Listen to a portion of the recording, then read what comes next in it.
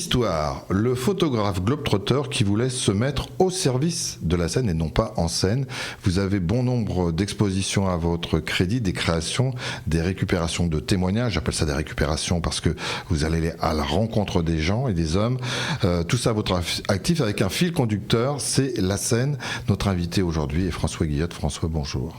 Bonjour Michel. Merci d'être avec nous. Alors François, la première question qu'on se pose, vous êtes tombé dedans tout petit dans la scène. C'est pas possible parce que ça fait partie de votre vie, on le voit à travers tous les projets que vous avez montés et qui vous animent. Dans un sens, oui, vous avez raison. J'ai toujours vécu au bord de l'eau, au bord des affluents de la Seine ou de la Seine elle-même. Mais je n'en ai pris conscience qu'en fait, il y a une dizaine d'années, en parcourant le fleuve pour le documenter et en me rendant compte que, en fait, il avait été présent à toutes les étapes de ma vie.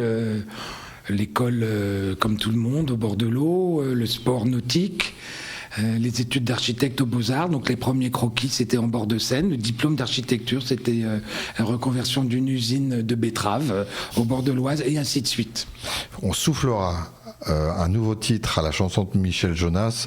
On passait nos vacances au bord de la Seine, et ça sera plus la mer, et ça vous collera parfaitement avec ce que vous êtes en train de nous projeter.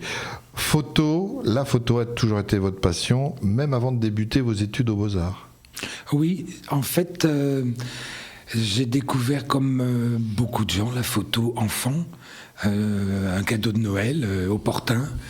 Et j'ai tout de suite apprécié cette dimension de captation d'une émotion et de possibilité de restitution d'un regard.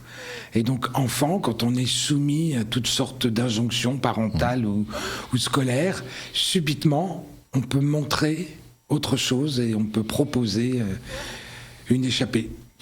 Vous ne faites pas les choses au hasard, le choix des mots, vous le triturez dans votre esprit avant de les poser. Est-ce que c'est parce que vous avez été archi de formation qu'il y a ce côté très précis dans ce que vous voulez faire ?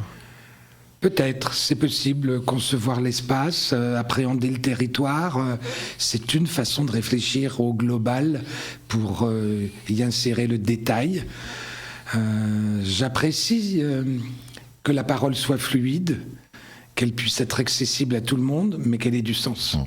Alors vous revendiquez, il y a la parole, mais vous revendiquez un regard particulier sur le fleuve au travers vos photos, à travers vos projets que vous exposez. Et là, vous le déclinez dans différents supports, on va dire. Vous avez aussi bien, je crois, le côté souvenir, les rencontres de la Seine, de l'amont à l'aval. Et voilà. Est-ce que vous pouvez nous expliquer un peu comment vous avez cataloguer en quelque sorte ce que vous photographiez, ce que vous prenez dans l'instant réel? Oui, bien sûr. Écoutez, au départ, c'est dans une joyeuse improvisation. Oui. Voilà. Le projet est apparu. Ce n'est pas quelque chose que j'ai conçu, il est apparu. En fait, moi, je suis normand, je suis né à Caen, je suis monté en suivant mes parents en région parisienne, à un moment où il fallait, après la guerre, avoir un logement et un travail. Donc, je suis un banlieusard, voilà. Et j'ai toujours été attiré par les friches industrielles. Les friches se trouvent très souvent au bord de l'eau. Et donc, j'ai commencé à documenter comme ça. Et puis un jour, je suis remonté aux sources de la Seine. Et là, j'ai eu un choc, et ce choc a été déterminant. Les sources de la Seine ne sont pas impressionnantes dans le sens où il n'y a quasiment pas d'eau. Et le peu qu'on en voit n'est pas la source réelle, elle est détournée. Voilà. Et c'est un pré, c'est un champ qui a été préempté par Napoléon III, qui l'a transformé en parc urbain avec les mêmes architectes que les Buttes-Chaumont à Paris, et qui a posé une pancarte Ville de Paris. Et cette façon de revendiquer le pouvoir sur le fleuve, et puis ensuite de s'en dessaisir sur les presque 400 kilomètres par les méandres pour aller jusqu'à Paris, m'a interrogé. Oui, parce que c'est ça, c'est l'histoire du fleuve à travers le temps, à travers ces méandres historiques que vous attrapez avec votre appareil photo et qui traduisent tout un pan de l'histoire du fleuve que vous montrez après à tout le monde. Oui, en fait, l'histoire du fleuve, nous croyons la connaître. Surtout, nous ici, là, vos bureaux sont au pied de la Seine. Les Séno-marins sont très imprégnés de la vie du fleuve. Ils y ont des histoires personnelles, ils y ont souvent des activités professionnelles ou ludiques.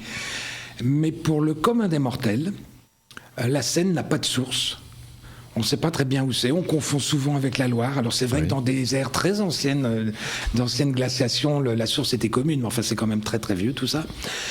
Et je rencontre souvent des gens qui pensent que la Seine est plutôt nourrie de la mer par la marée et que la vague se prolonge, on ne sait trop où ni comment. Comme le Mascaré. Voilà, alors le Mascaré, éventuellement on arrive jusqu'au barrage de Pose en Fauville et on sait qu'après c'est fluvial, mais après c'est la grande inconnue. Et moi je rappelle tout de même que dans l'histoire des fleuves, qui depuis la nuit des temps sont sacrés parce que l'eau qui jaillit, quand on ne peut pas l'expliquer, elle est sacrée. Et les premiers hommes se demandaient pourquoi cette eau qui coule des fleuves ne fait pas déborder les mers, parce qu'ils n'avaient pas encore imprégné le cycle de l'eau. L'ensemble des fleuves ont un amont qui commande l'aval. Pour une raison très simple, vous prenez un robinet, une baignoire, un enfant comprend, on remplit, on verse. Or, notre fleuve, exprime l'inverse. L'aval est tout puissant parce que c'est la fenêtre stratégique de la capitale sur la mondialisation et cette histoire est très ancienne, très très ancienne. Et je la raconte cette histoire. Et il faut lui rendre grâce, c'est ce qui a fait la richesse de notre bonne ville de Rouen, c'est ce qui nous a permis de découvrir et conquérir le monde, mais je rappelle que par exemple, moi qui suis havrais parce que la Seine m'a déposé là-bas, mais nous sommes dans une ville moyenne qui est la plus récente des grandes villes françaises, elle n'a que 500 ans. Or, à la source de la Seine, les cultes druidiques celtiques que vous avez rencontrés, que j'ai rencontrés, sont très anciens. Donc, on peut considérer que les sources sont millénaires, qu'elles sont au croisement de grands axes de civilisation et que ça mérite qu'on s'y intéresse. Le fleuve est aussi un prétexte à plein de choses. Vous êtes aussi très attaché, j'allais dire, aux sources, je fais exprès d'utiliser ce mot-là, aux sources qui nous dirigent, et donc à la fois sur l'élément naturel de l'eau. Vous avez apporté une photo particulière, on sort un petit peu du cadre, mais j'aimerais qu'on puisse la voir, parce que cette photo, elle est à la fois jolie, mais elle a une histoire. Elle est particulière, c'est-à-dire ce sur quoi elle apparaît est directement lié. Directement lié. Elle a une double histoire. Brièvement, elle représente une étape de mon voyage le long de la Seine à l'été 2021, quand je l'ai descendu à vélo en suivant le nageur qui la descendait à la nage. Et elle est produite sur un papier qu'on nomme papier minéral, qui est assez récent et qui répond à un besoin. Comment fait-on pour économiser la ressource, en l'occurrence le bois et l'eau, ou se passer de la ressource? Ça a été inventé en Asie, dans une île, dans un archipel d'îles où la déforestation a fait qu'il n'y avait plus de bois. Et donc, vous l'avez touché, ça pèse 490 grammes, le toucher est très agréable, et ça a une vertu, c'est que ça ne craint pas l'eau, puisqu'il n'y a pas de fibres. Et donc, on peut écrire au dos et effacer comme une ardoise magique. Je suis très sensible à cette notion d'environnement. L'anthropisation du fleuve a essayé d'en faire un outil. J'entends même des officiels qui gèrent le fleuve considérer que c'est un ouvrage. Certes, il faut que cet ouvrage rende un service, mais n'oublions pas que c'est un être vivant avant tout.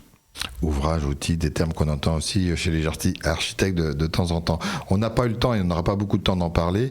Vous avez parlé de vélo, c'est là aussi un fil conducteur, vous faites tout à vélo, mais je voudrais qu'on revienne sur vos expositions en quelques mots. Vous avez 2 ouvrages ici, parlez-nous-en et par des expositions qui sont les vôtres.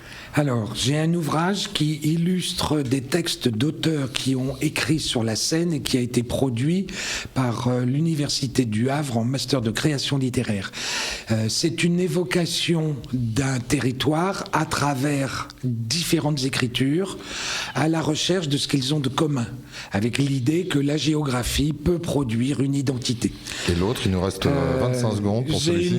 J'ai une exposition de portraits qui fait suite à une exposition de paysages, et donc les 15 portraits que vous avez là sont 15 rencontres significatives du fleuve et qui ont tourné à l'été dernier à la Fabrique des Savoirs et cet automne à la Halle aux Poissons.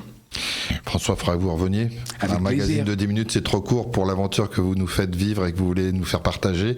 Mais on le garde dans nos petites cellules grises et puis on en reparlera très prochainement. Les rencontres de la scène vagabonde par François Guillotte. Si vous souhaitez partager cette vidéo, c'est les podcasts, vous les connaissez. Ou si vous voulez la partager ou la réécouter, vous avez notre site que vous connaissez bien également, radiosensation.fr. Merci beaucoup François Guillotte et je dis à bientôt.